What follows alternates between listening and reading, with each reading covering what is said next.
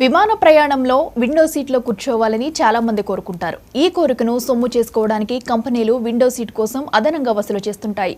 Ticket booking సమయంలోనే seat preference కోసం option ఎంచుకోవాల్సి ఉంటుంది. ఇలా అదనంగా చెల్లించి విమానం ఎక్కాక తీరా సీటు విరిగిపోయి ఉంటే అదే సీట్లో కూర్చుని ప్రయాణం చేయాల్సి వస్తే ఎదురు డబ్బులిచ్చి మరీ దరిద్రాన్ని కొనుక్కున్నట్లే కదా. సరిగ్గా ఇలాంటి అనుభవమే ఓ ప్రయాణికుడికి ఎదురైంది. ఈ నెల 4న బెంగళూరు వెళ్లేందుకు ఢిల్లీలో ఎయిర్ ఇండియా విమానం ఎక్కిన ఓ వ్యక్తి తనకు ఎదురైన పరిస్థితిని ట్విట్టర్లో పంచుకున్నాడు.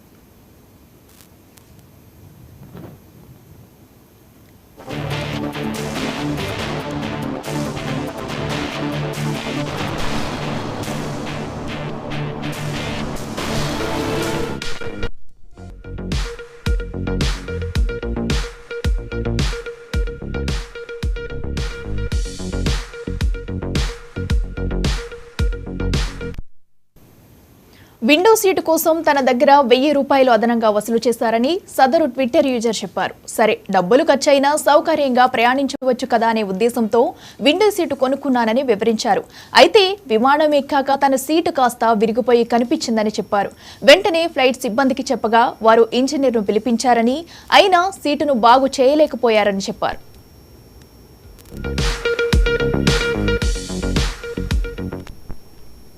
దీంతో తాను ఢిల్లీ నుంచి బెంగళూరు వరకు ఆ విరిగిన సీట్లోనే అవస్థపడుతూ ప్రయాణించానని ఆవేదన వ్యక్తం చేశారు. దీనిపై ట్విట్టర్ ద్వారా ఫిర్యాదు చేయగా ఎయిర్ ఇండియా స్పందించింది. టికెట్ వివరాలు అడిగి తెలుసుకుని విచారిస్తామని జవాబిచ్చింది. కాగా ఈ ట్వీట్ మీడియాలో వైరల్ గా మారింది.